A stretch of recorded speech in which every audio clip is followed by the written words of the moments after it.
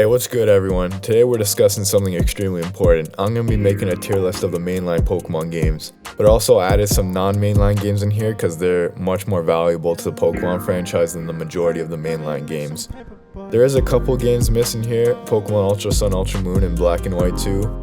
I just haven't put enough hours into Black and White 2, probably because my OG DS stopped working when Black and 2 came out, and by the time I got the 3DS, the next game was already out, and I was on that. So I have finished Black and White 2 since, but I don't really feel confident rating it because I haven't put significant hours into it. Whereas there is some games on this list where I put even less hours into it and feel like I played way too much for it. And for Ultra Sun, Ultra Moon, I just refuse to play it. So let's get into it.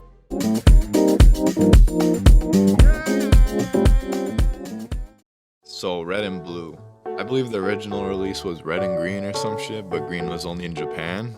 But if you're gonna play this generation, I think it's most likely Red and Blue.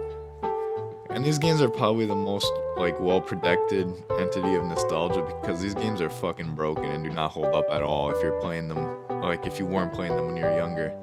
The glitches and bugs in the game are fucking infamous by now, but they actually will happen to you if you spend a significant amount of time on the game. The game is about as bare bones as it could be. There's no physical special split. Speed also determines your fucking critical hit ratio, which is absolutely insane looking at that now. Of course, the balancing was terrible. Pokemon got movesets full of moves that are practically unusable, or just flat out useless. Type effectiveness isn't even a factor early on in the game until they start evolving later into their stages because the movesets are littered with the same normal type moves until they evolve later on. And of course there's not really balancing between the types itself. Psychic and Dragon obviously way more overpowered and not really counterable from any other type. The gym leaders in the game are always either extremely underleveled and have weak Pokemon or weirdly overleveled Pokemon for the point in the game you're playing them. Design wise, yeah, the game sucks, but I don't really see anything that was better from the time of this release. Some people say the sprites suck, but honestly, some of them are actually pretty clean off the top of my head. I'm thinking the Gengar line, Gyarados, Mewtwo, Alakazam. Respectfully, they're all cool Pokemon anyways, but the sprites did them pretty good. The final evolutions in the game also looked really powerful all the time because of the sprites. I don't know how they did that. And you can always tell which Pokemon is special. The Pokemon themselves were great, of course. Everyone knows the original 151. There's some stinkers, of course, like every other generation, but for something completely original, it's about as good as it could be. Actually, you know what? I just remember the PC system. Yeah, that's one major thing I'm thankful Game Freak fixed. So for right now, I'm thinking probably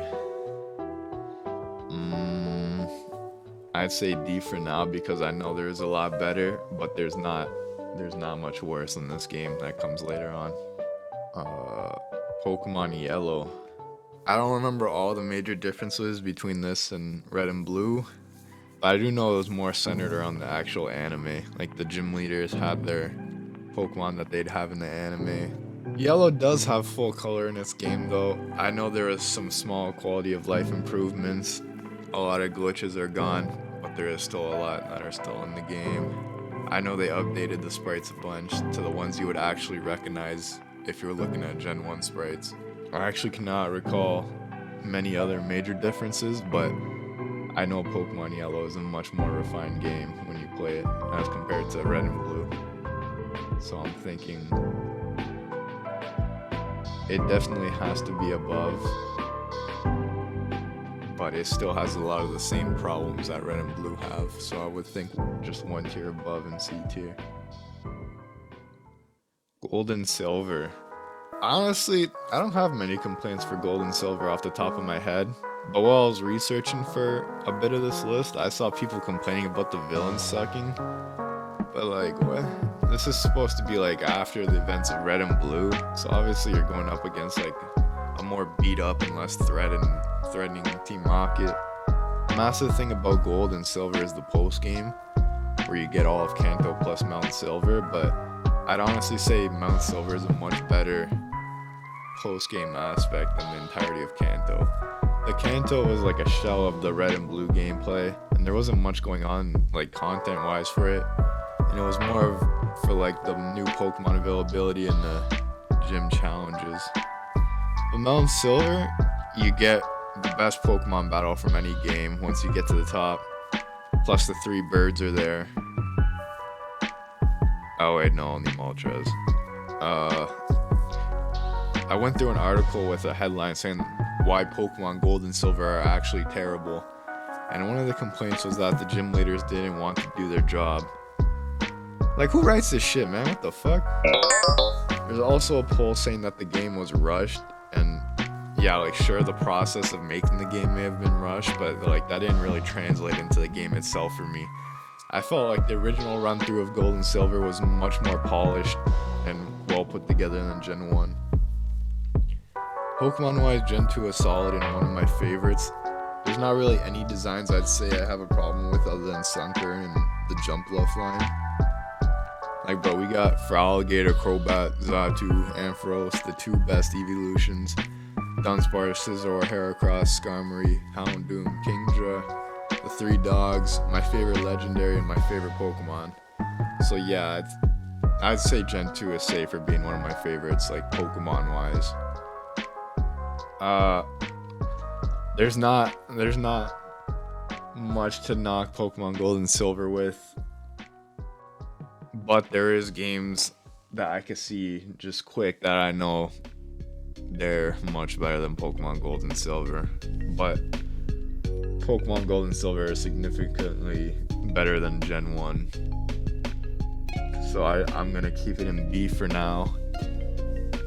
I don't know if it's gonna stay there, but I like it there for now. Next we got Pokemon Crystal.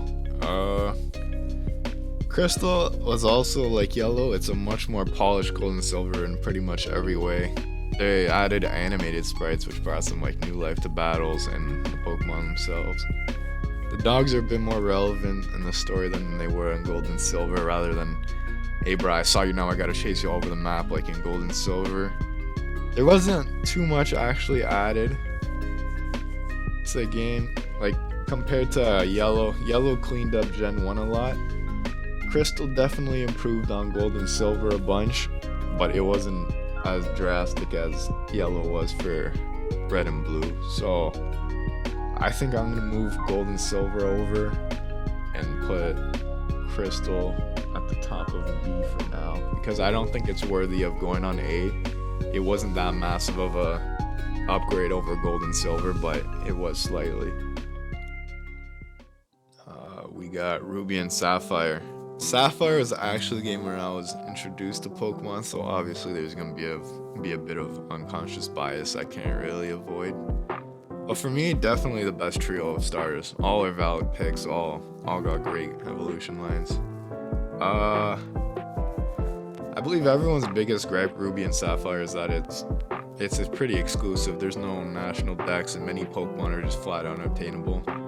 Or there is a national dex, but I'm pretty sure it just allows you to transfer Pokemon from different games rather than it opening up a new area with new Pokemon or new Pokemon being available after the Elite Four, like in different games. There is a large pool of Pokemon that are viable that are new to the generation though, which makes the exclusivity like a smaller problem than it should be. On your first several playthroughs, you can have a different team every time with the Pokemon provided. This was also like an introduction of somewhat soulless rivals though. The rival battles in Gen 3 are still pretty challenging and memorable, so they don't receive too much flack.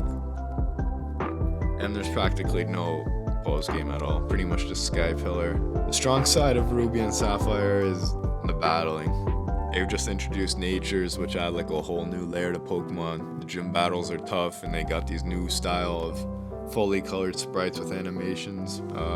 Of course, the things that Gen 3 gets memed about like aren't ignorable. The story is pretty stupid, and the villains have terrible thought out goals and schemes, and yeah, there's a lot of water. A along with water, there's a lot of HM usage, often blocking your progress. But Pokemon games in general have always been pretty terrible at preventing you from progressing in the game without the story in a logical way. Gen 4 is definitely more guilty. Pokemon wise, yeah, Gen 3 really killed it. This is why everyone looks so fondly at Gen 3 now. As I've said, the starters are great, but along with that, you've got like Shiftry, Gardevoir, Aggron, Manectric, Medicham, Whiscash, Banette, Armaldo, which I often forget exists because I've never used or seen him before, but he's pretty sick. Like, we got Milotic, Absol, Salamence, Metagross, and of course all the legendaries are really great. The new Pokemon are the obvious like strong suit for the generation. I think that's why people typically forget that Gen 3 was the original generation that cut out previous generations into the decks. Where can I put it though? Like, I'd say it's in the same boat as Crystal, Gold, and Silver. It's around there. Like, it's, I'd say about almost the exact same as Crystal. So I'm gonna put it in B.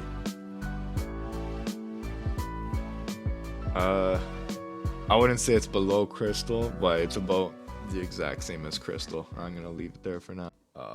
Pokemon Colosseum and Pokemon Gale of Darkness. Pokemon Colosseum is easily the freshest take on Pokemon to this day. You play it as a fucking badass. You start with two badass Pokemon in a world that has like no business being associated with the Pokemon company. Every battle is a double battle, which completely changed the system you were used to. This was the best one like that Pokemon have ever looked before. They used the stadium graphics but cleaned them up a bit, and they got so much personality. The different animations for attack and special, sometimes they're hilarious, sometimes they're like sick, man. And this game is hard. Like, try going into a boss battle unprepared and you're gonna see the screen go black so you can see your dumbass in your TV's reflection.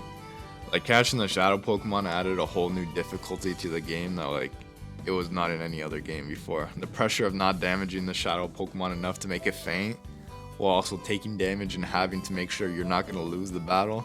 It's like, it's enough to give you swamp ass, bro. Like that is sweat inducing.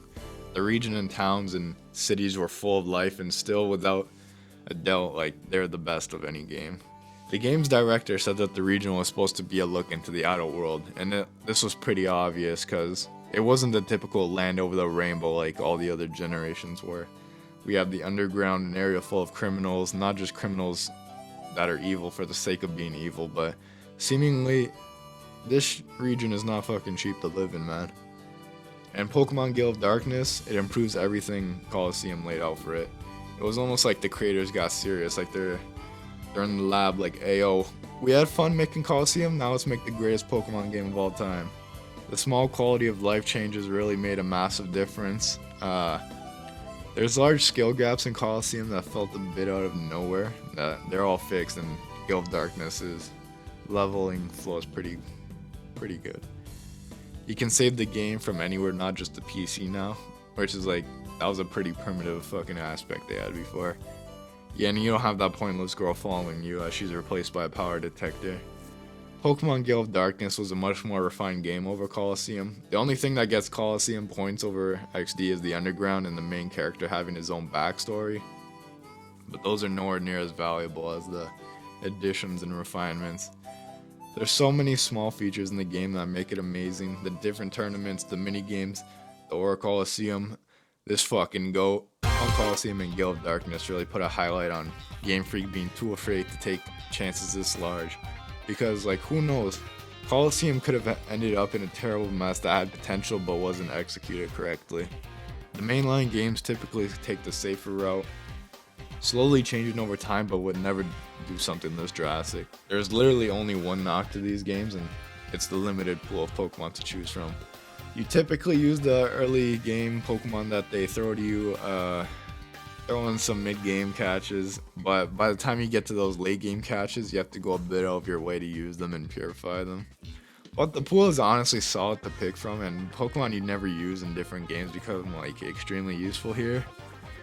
And of course, it's got the best soundtrack. Yeah. So I'd like to place Colosseum in A and Pokemon XD into S here, but it seems I got them in one PNG over here, so I gotta crop them out somehow. Sport Coliseum into A for now. And XD at the top.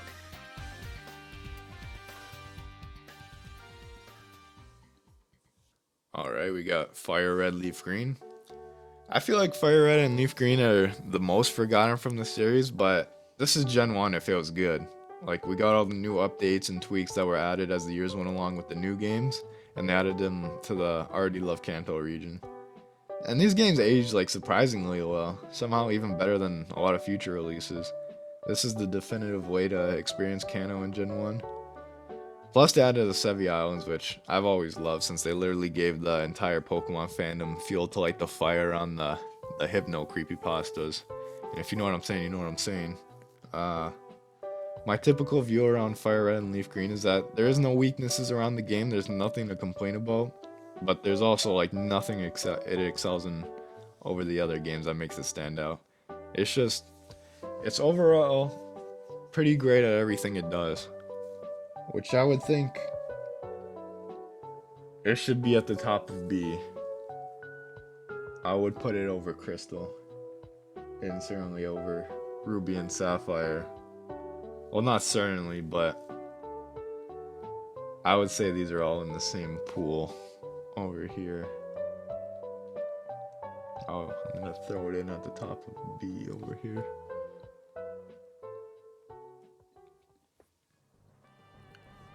Next we have Pokemon Emerald, still being in the middle currently.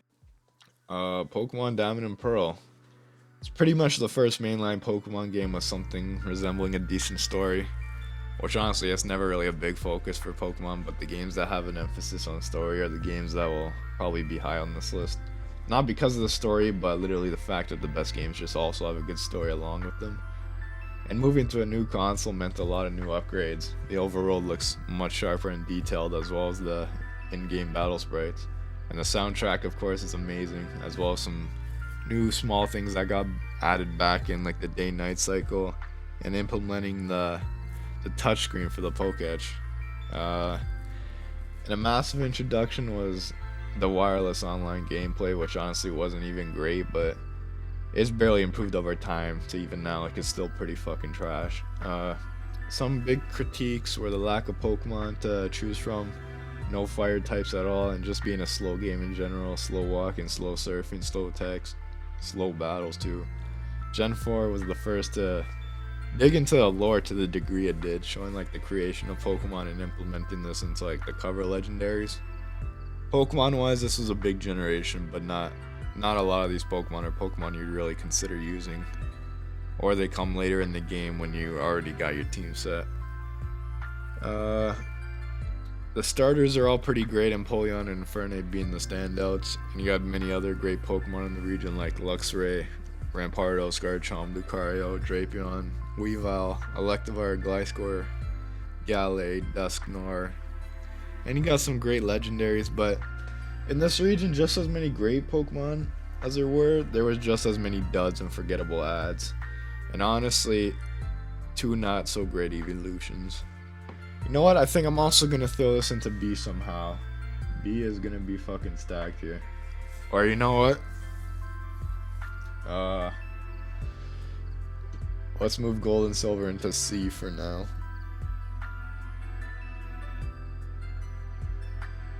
And I can't put Diamond and Pearl over Fire Red, Leaf Green, and Emerald. It'd be around the same pool, but I know Platinum's also coming up, and Platinum is a massive improvement on Diamond and Pearl. Literally fixes everything that is wrong with the game.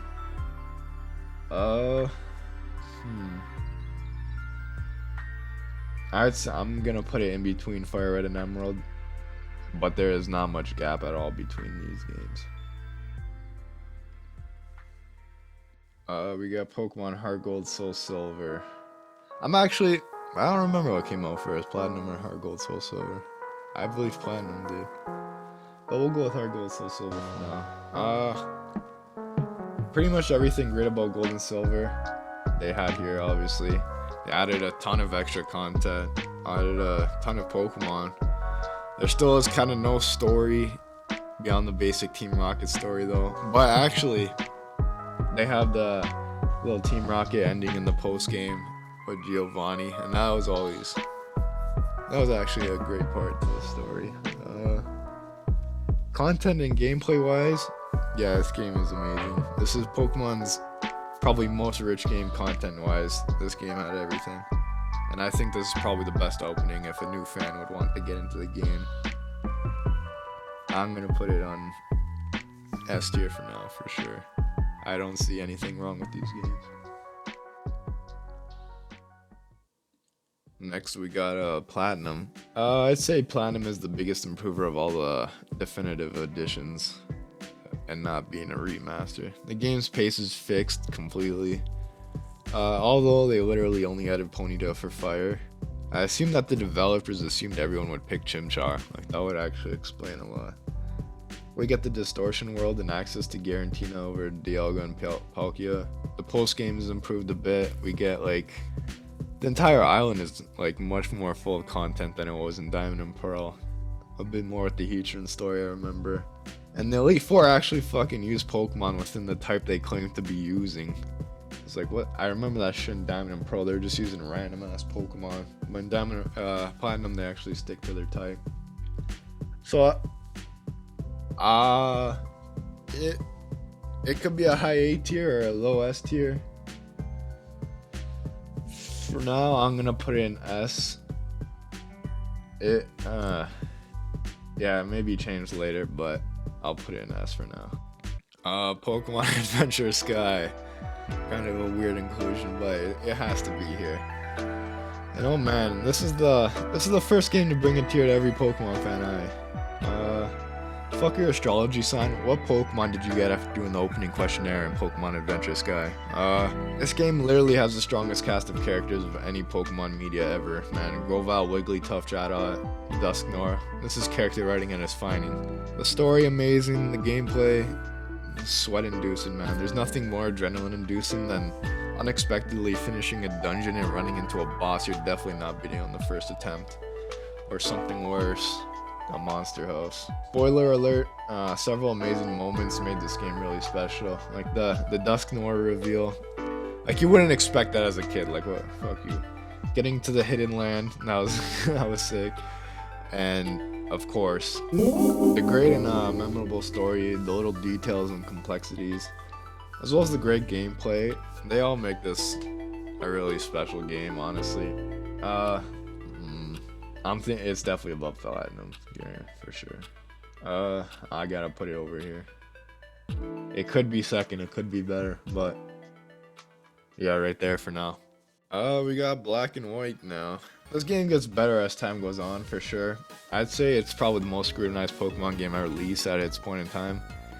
And it's literally Stunfisk and the fucking Ice Cream Pokemon's fault. Yeah, some of the designs definitely seemed really uninspired, but not like at a rate more than any other Pokemon game. But I will submit, the Pokemon that come early game are pretty fucking terrible, especially the monkeys. There are some great ones too though. The starter lines were great other than Emboar. We got Gigalith, Excadrill, Scolipede, Crocodile, Darmanitan, Scrafty, Zorak, Haxorus, Bisharp, Dragon, Kevin Durant, Hydreigon. I'll also admit I don't like the legendaries other than maybe the cover legendaries, Genesect and Kyurem. One issue about the region is the map. It is extremely linear. Almost all games are linear, but the way the map is just laid out, you're walking in a straight line. Well, on to the good side of Gen 5. Gen 5 was the last time Pokemon ever had any difficulty to it. Most of the difficulty came in the Elite Four, but this is the last challenging game that we ever received. But the game was not barred from hand-holding a bit. The FaceTime device definitely made sure you know where you're going at all times.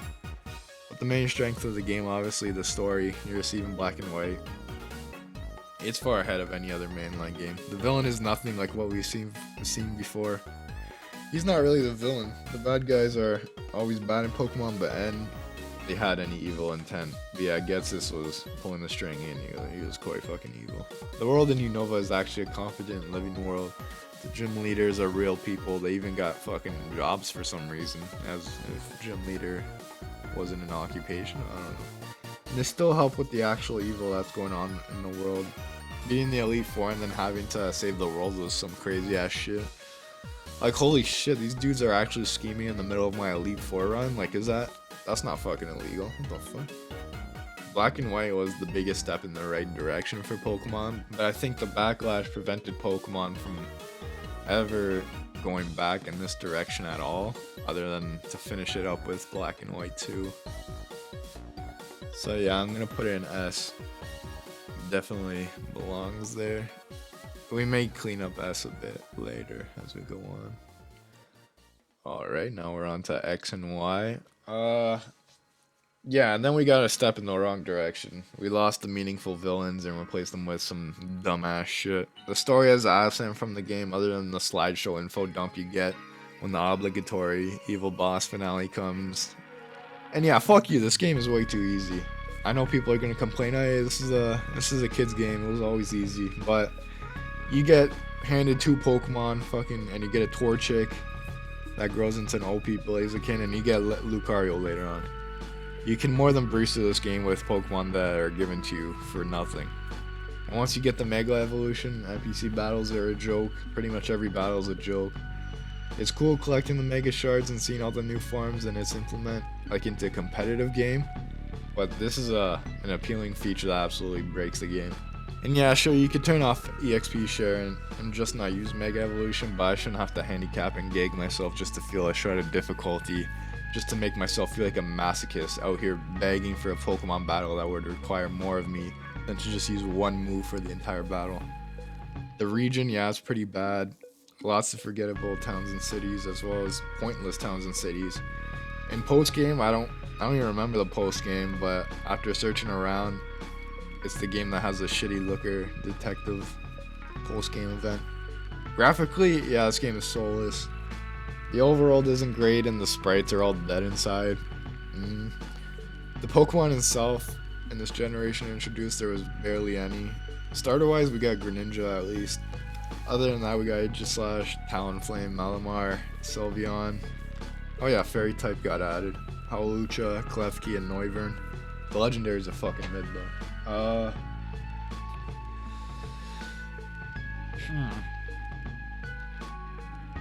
Yeah, I think it's going in D. Like, at least... Yeah, I'm gonna put it here for now. Definitely above Red and Blue, though. Omega Ruby Alpha Sapphire. Really, the only massive knock I have for Omega Ruby Alpha Sapphire is we went further down the hole of no difficulty, but it's a massive knock. Trainers are literally out here talking shit but only having 2 Pokemon with them. Otherwise, this remake actually improved on Alpha and Sapphire, and I will say the addition of the Delta chapter is actually pretty sick. Lack of Battle Frontier was odd. Like, why not just throw it in the game? Pretty weird. Once again, though, you get handed Latios or Latias, making the game infinitely easier. The system to fly around, as well as how they implemented catching legendaries, was actually pretty neat and a lot of fun. Omega Ruby and Alpha Sapphire is a game you can get a lot of time out of. I can't put an A simply off the fact that a monkey can finish this game. I think it's gotta go in B. I don't want to move Sapphire and Ruby to C though, so we're gonna have to score some shit here, because it was a much better game than Ruby and Sapphire. But Emerald improved on those games. It's just the difficulty of this game, man. It's too fucking easy. Like, I'm gonna put it in B below Emerald for now.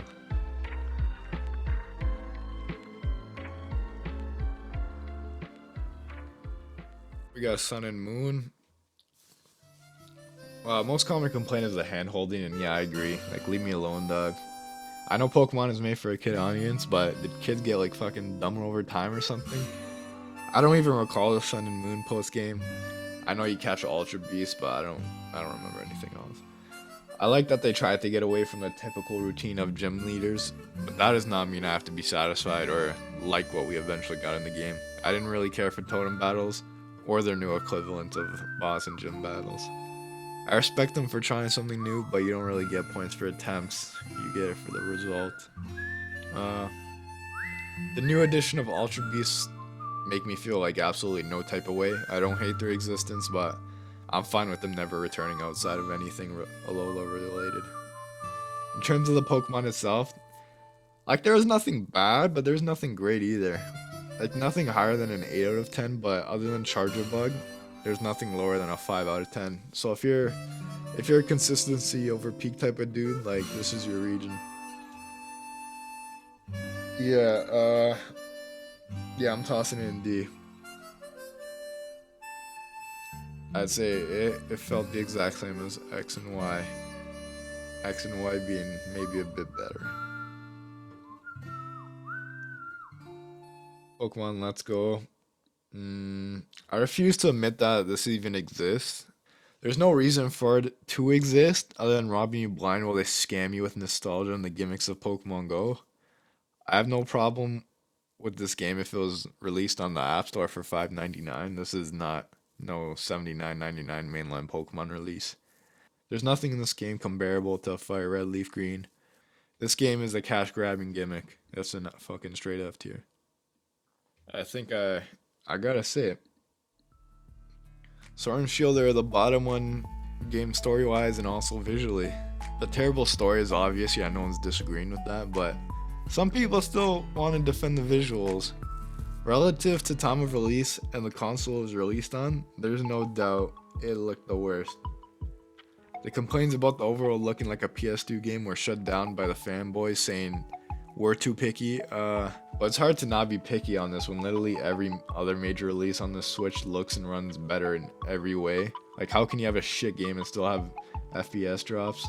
The Pokemon models aren't terrible, but they still haven't gotten their soul back. They haven't returned them yet.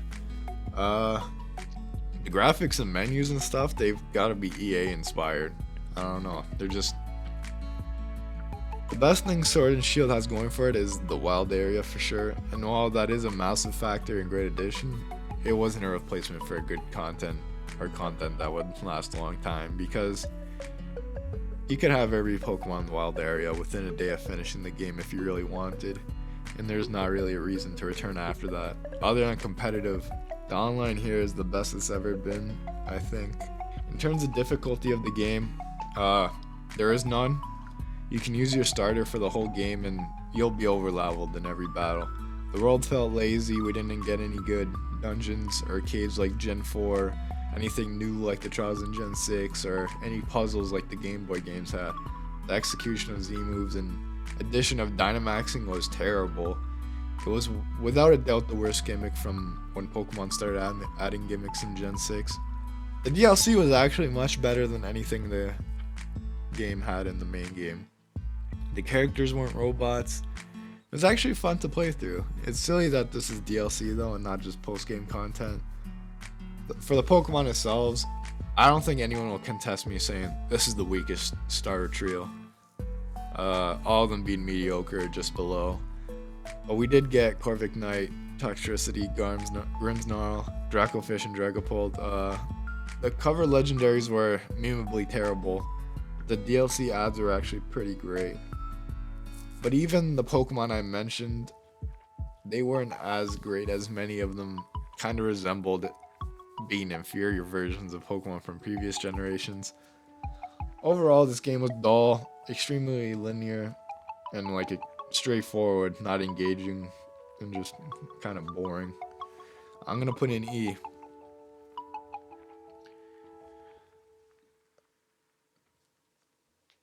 Last and almost least, we have Pokemon Brilliant Diamond, Shining Pearl.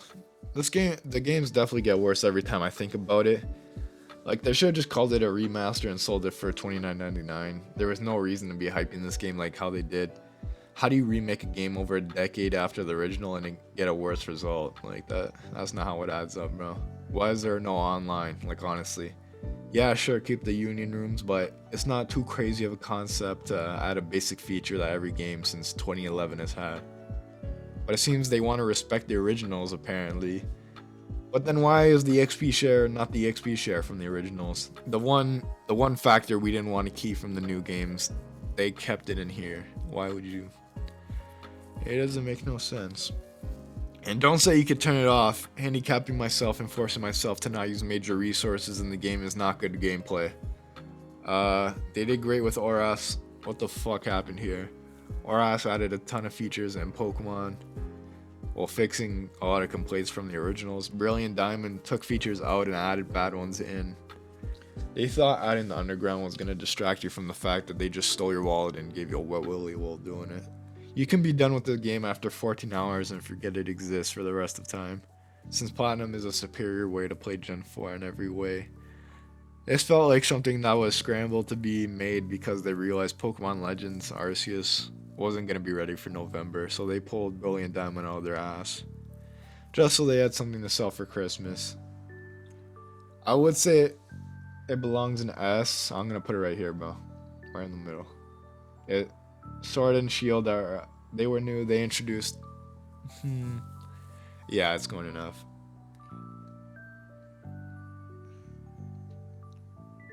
So yeah, this is what I'm left with. I don't really have anything to change. I know people get mad, but there's fans of every game, and there's no way to list this that nobody will get mad. I think a lot of people will agree with this though.